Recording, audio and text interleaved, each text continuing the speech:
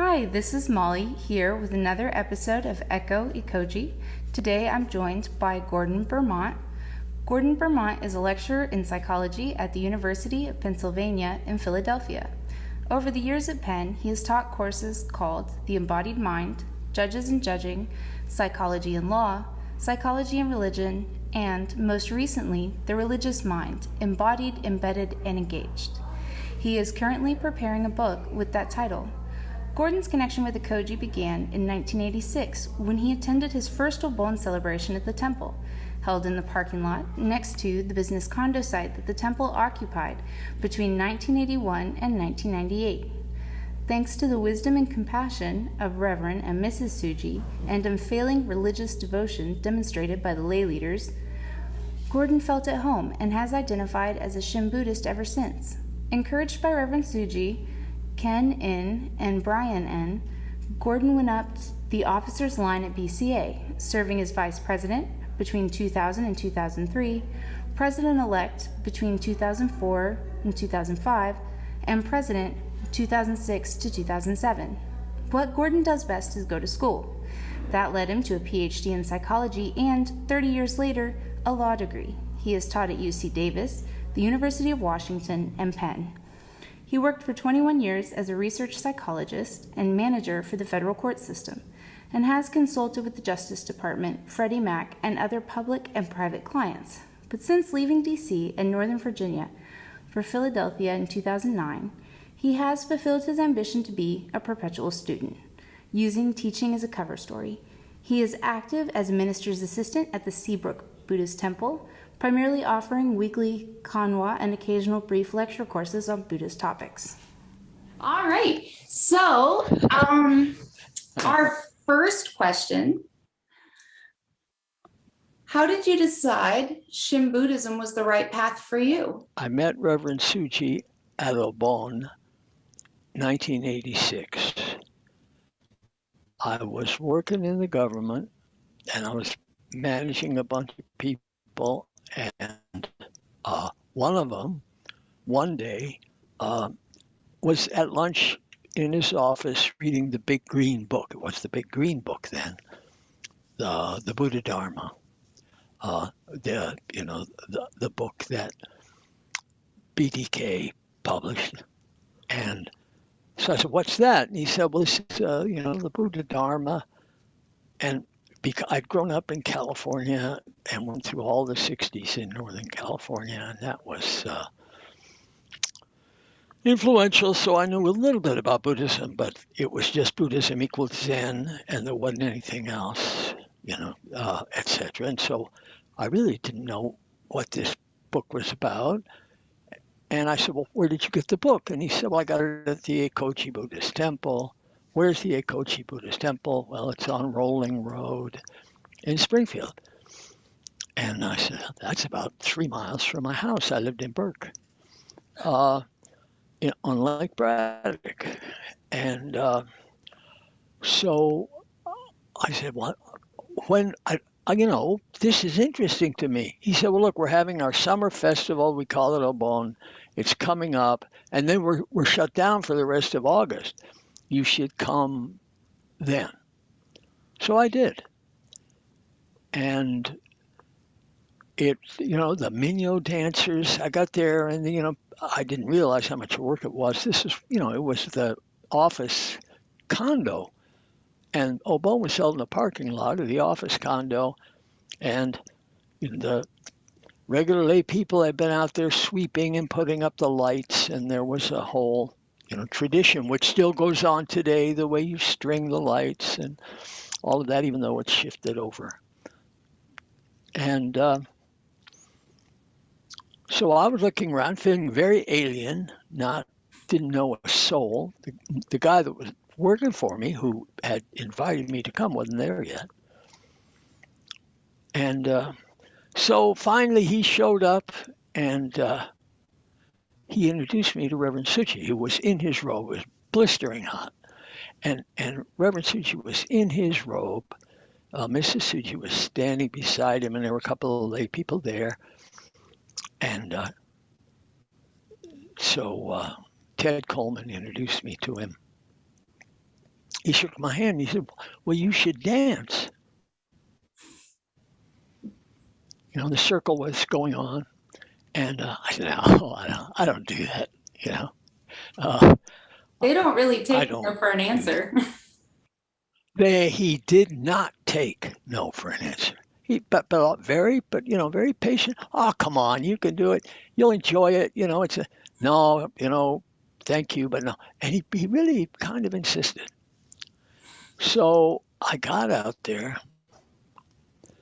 Everybody, I'm sweating. Well, you know what it's like in the summer, and I'm throwing fish over my shoulder or casting a net or whatever it is that you're doing in those dances. And I'm doing it for a while. And I said, well, yeah, I can do this. I'm a pretty coordinated guy.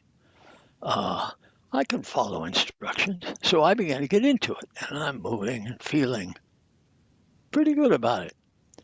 And I look over, and here's Reverend Suji, and he's looking at me, and the two people who are with him are looking at me, and they're all laughing. I mean, they're laughing. And I said, oh, shit, what did I do? I was so embarrassed. And then I realized that somehow, although they were laughing at me, that it wasn't hostile. There was something about the interaction that I couldn't get angry at them about. I was embarrassed, but I didn't feel humiliated, I suppose. And I thought, well, what is this? Uh, and it kind of intrigued me, and I realized there was something more I would like to learn. It was at that level. It's very emotional. It wasn't intellectualized. That all came later. Uh, so I Oh, good. just There's started. still hope.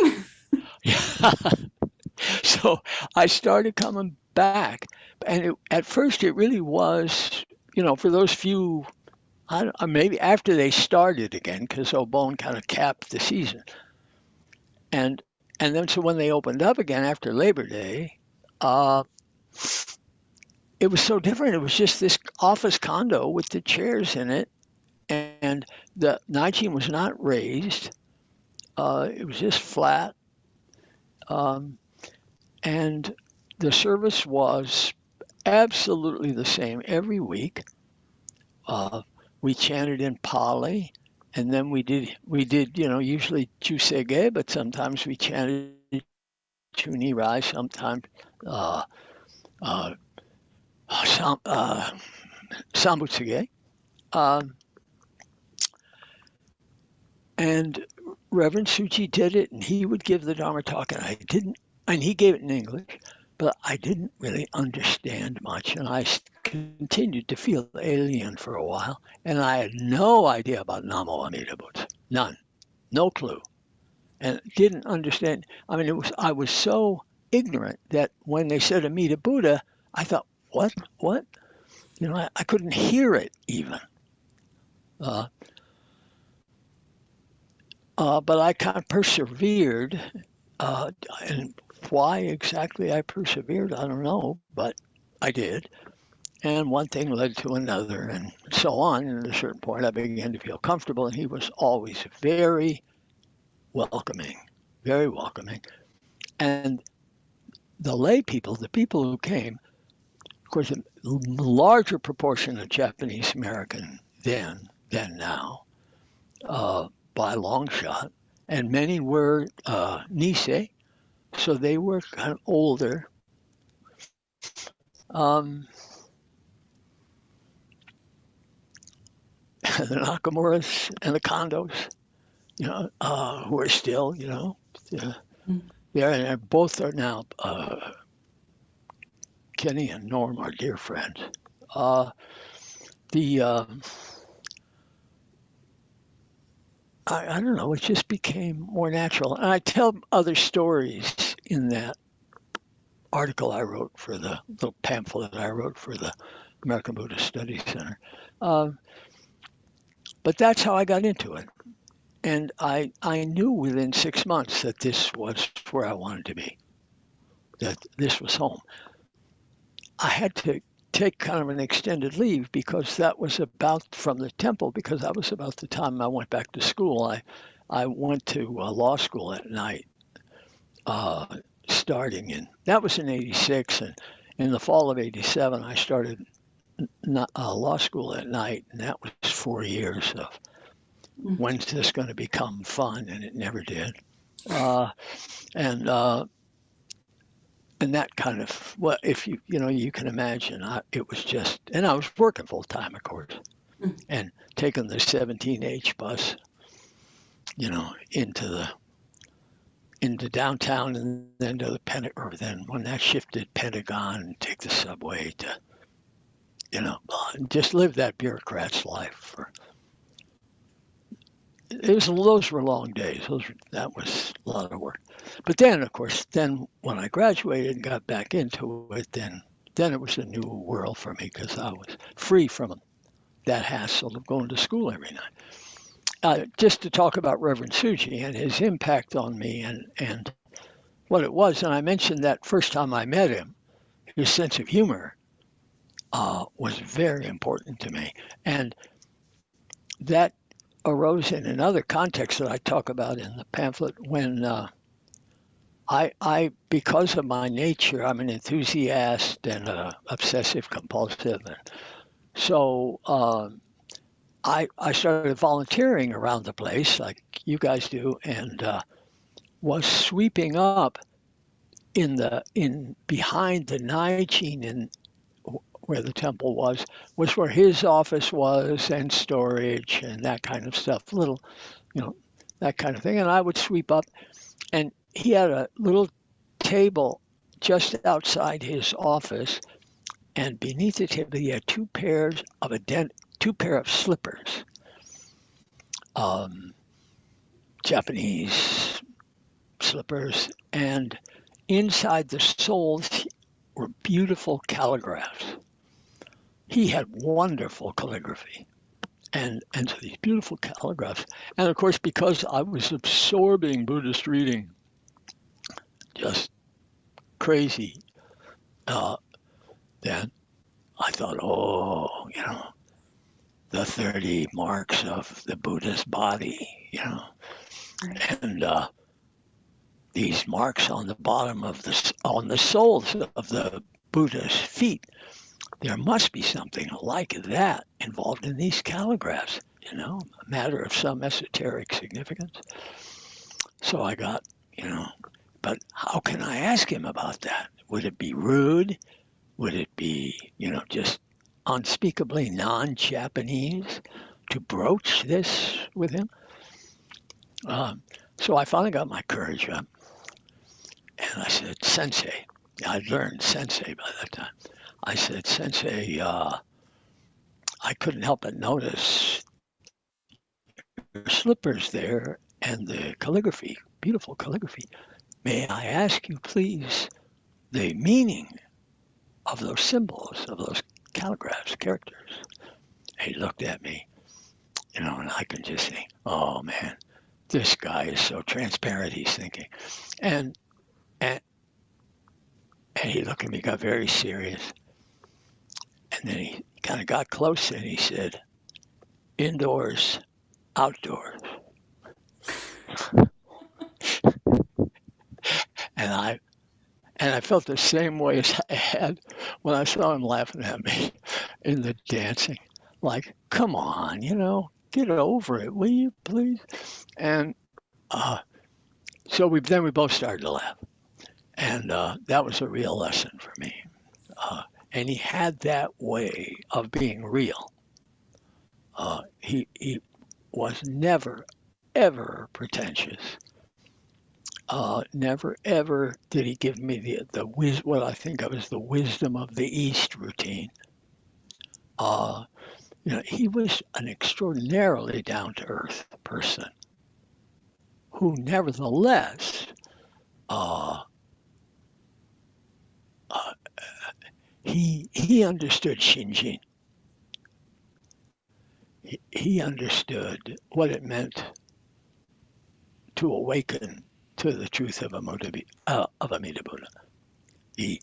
He'd been there, done that, knew what he was talking about. and had for decades by that time. I mean, he'd been bishop of BCA for 8 years. He had been invited to come to BCA from Canada after he'd founded the Toronto Buddhist Church right after the war, still suffering discrimination in Eastern Canada. He traveled all over Canada, and his work led to the establishment of a number of the temples. Uh, when he and Mrs. Suji, who met in the camp and got married, uh, when they came to the east, but there were travel restrictions. I mean, it was a very difficult life. Uh, but in that, he basically built the Buddhist churches of Canada, now called, Jodo Shinshu. They've changed their name just in the last less than 10 years. And then they invited him to be director of education for BCA. And he came down and revolutionized education. He drove all up and down the West Coast with great stacks of the books that BTK, the book Dendo Kyokai, published then and still published. And he, distributed them all over the place and gave talks all over the place. He really made the first serious educational outreach in English for BCA. And after he'd done that for a few years, he got elected bishop. And it was when he was bishop that BCA bought the house in San Mateo, which BCA still owns. And then at the end of that time, he made a deal with Jehan Numata that if Mr. Numata would support it financially, he'd move himself and his wife and 5 daughters to National Capital Area and establish a temple in the National Capital Area. That was their bargain. He would do it, and Numata would pay for it. And he did it, Numata's still paying for it. Yeah, so I'm so grateful to Reverend Suchi, and over the years become increasingly appreciative and deeply appreciative of Mrs. Suchi. She really, very, very special person. And I felt her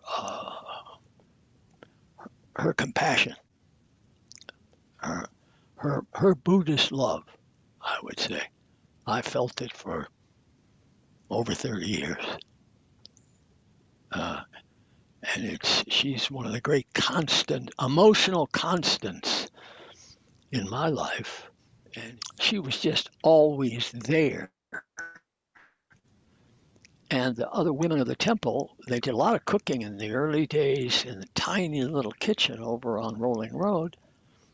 And the food was delicious, and everybody knew the routines, and you could just see it working out, and you understood how food preparation and cleanup was all an unspoken ritual.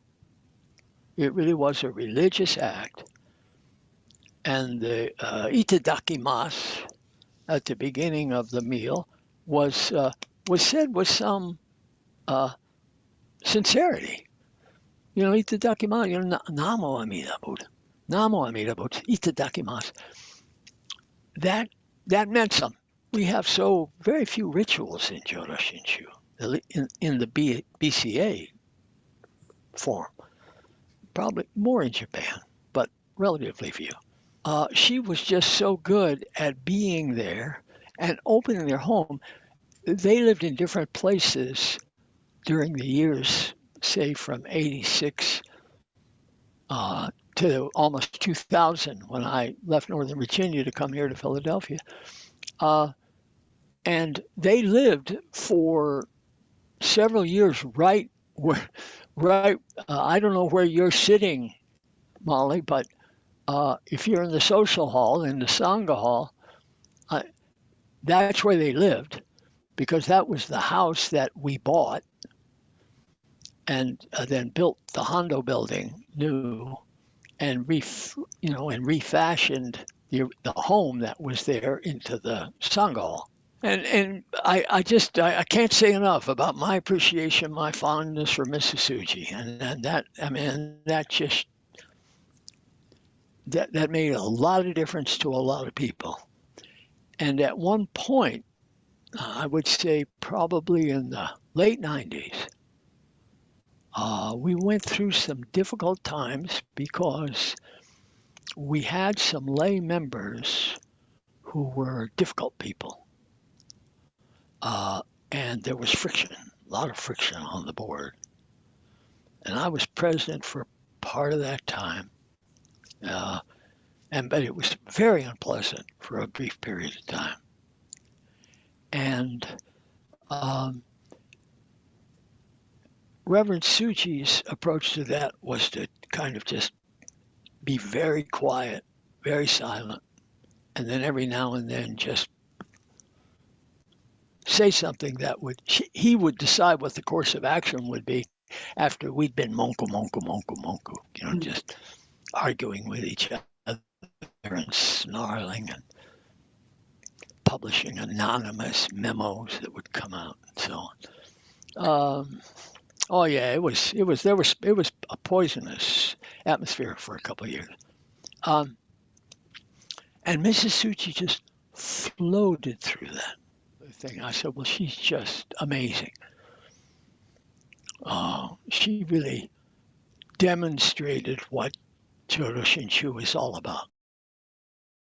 My next question actually is a complete direction change. What religious leadership roles have you served in, and how would you describe your leadership philosophy? Okay. Well, um, in BCA, one story, out of BCA, another story.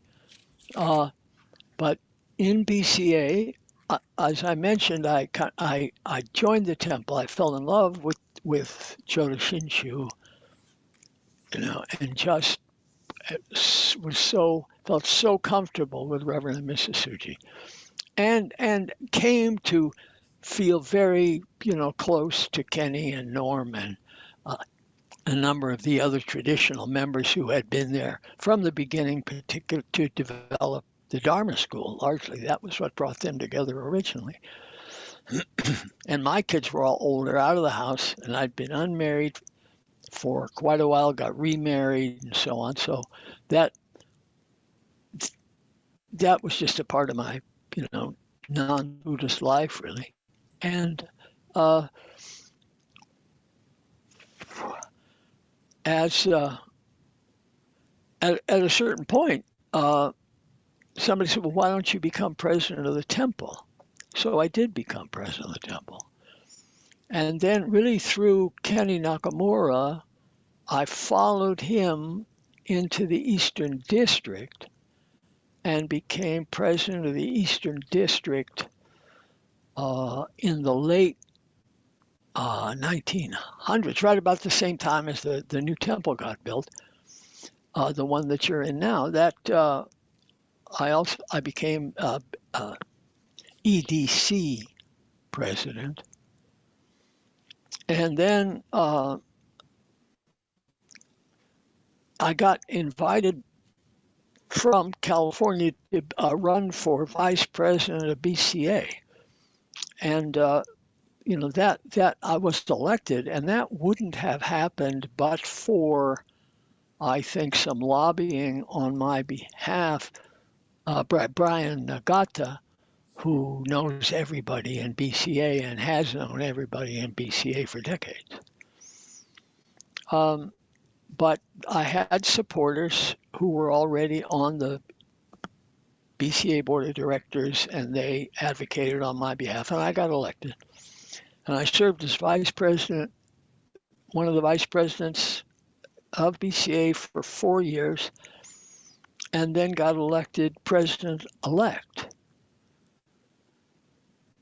Uh, and which, as you may know, that the way that works, you don't get elected president of BCA. You get elected president-elect, and you serve for 2 years as kind of the uh, person in waiting.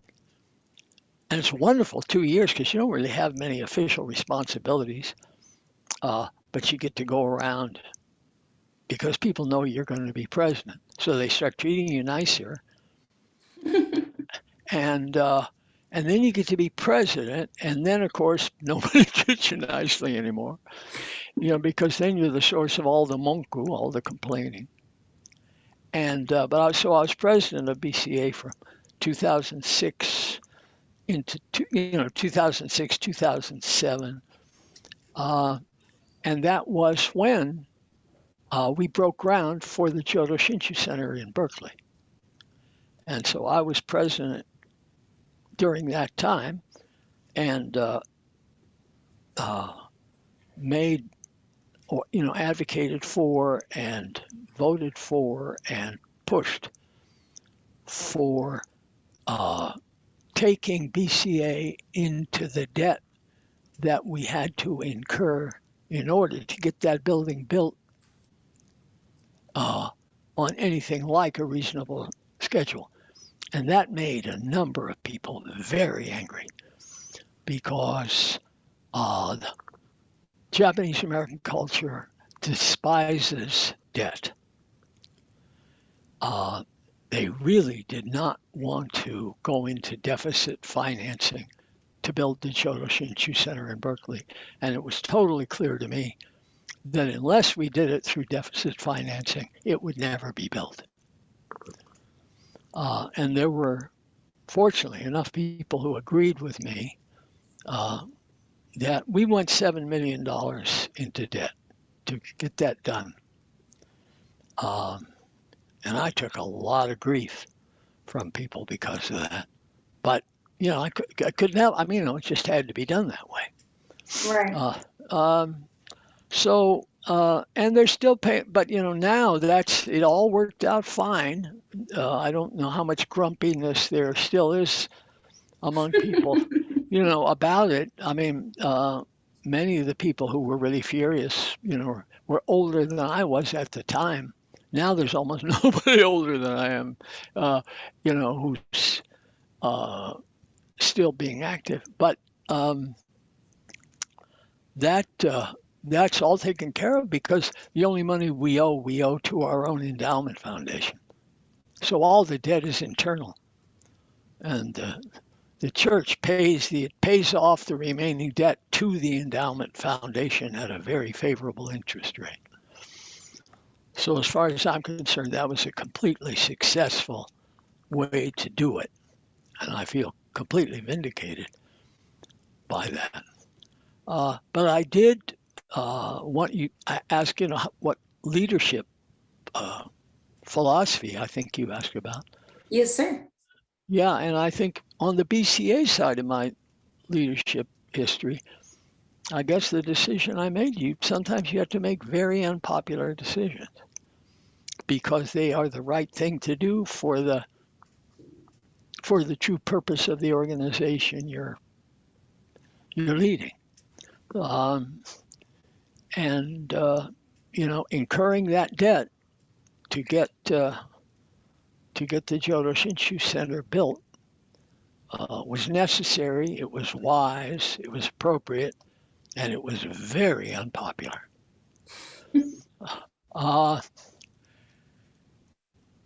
And now I think it's impossible not to understand that whatever the membership problems are of BCA, and they're profound. They are existential.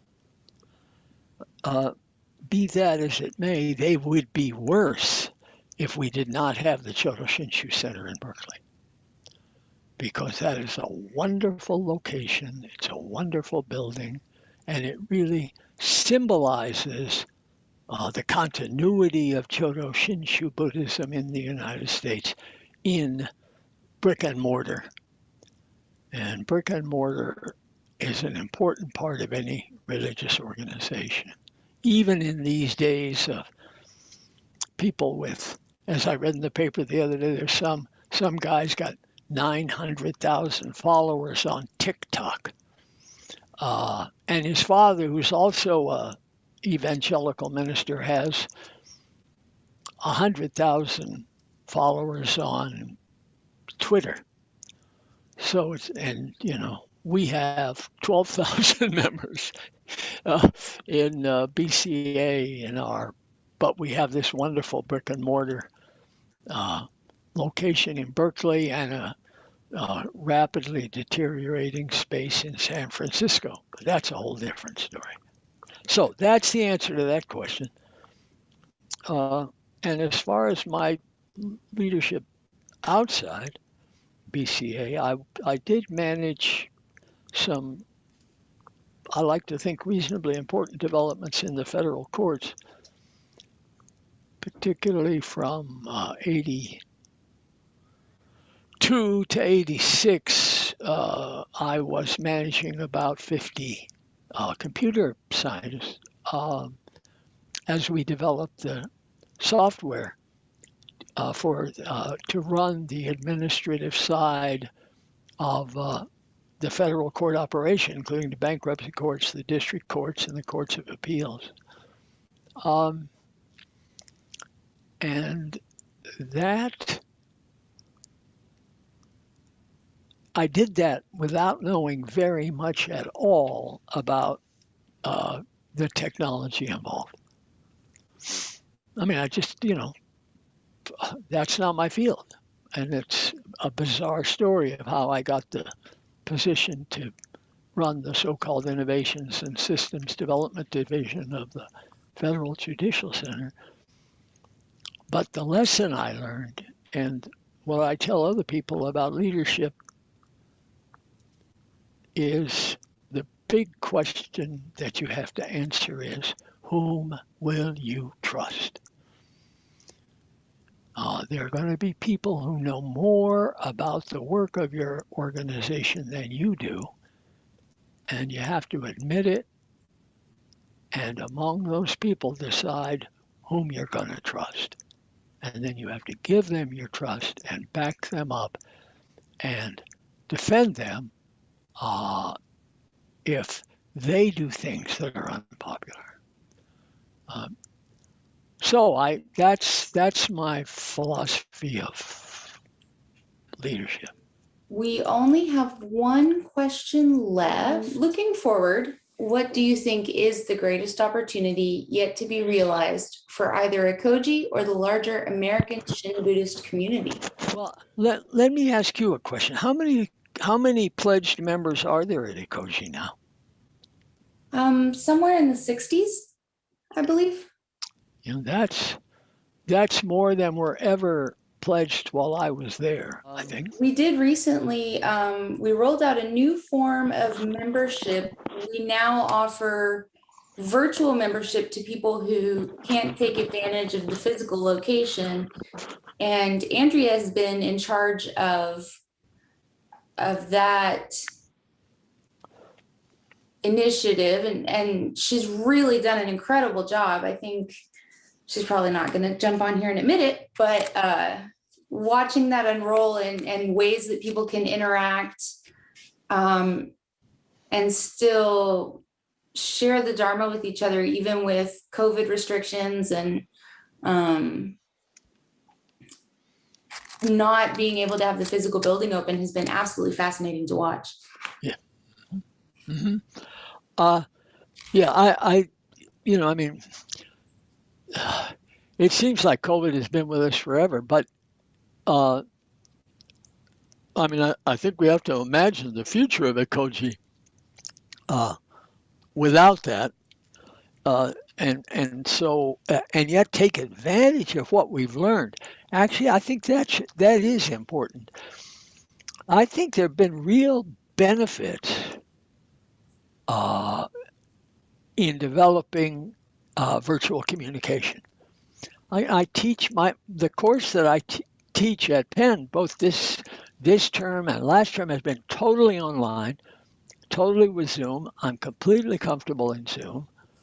Uh, and I see no reason why, when everybody could take their masks off and when temple is offered on Sunday mornings in the traditional form, why there couldn't and shouldn't be a continued uh, virtual presence of Ekoji. As of Zoom, right now, that is the plan. yeah, Zoom is really good, and I don't mean Zoom technically. I mean this kind of communication. I mean, I never met you before.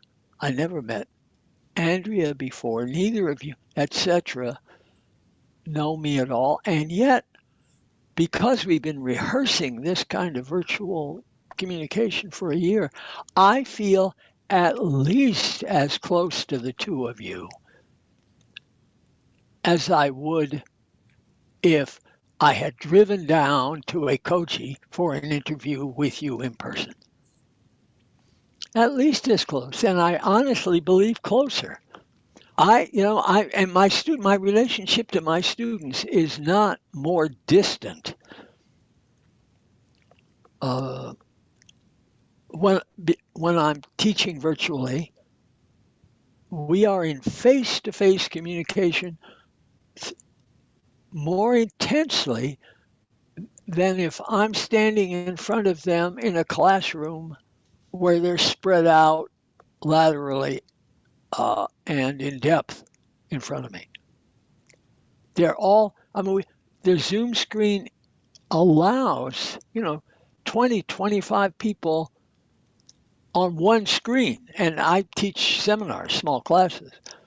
So I can have my entire class equally visible in front of me for the entirety of the time, and we can all share the screen. So I'm a big fan of not walking away from this medium when we can all take our masks off and be in person together. And I think it really could become the real outreach for Ekoji. Thank you, Gordon, for sharing your experiences with us, and thank you to our listeners. We hope that you'll join us for our next episode, and make sure you hit subscribe to get notified of future episodes.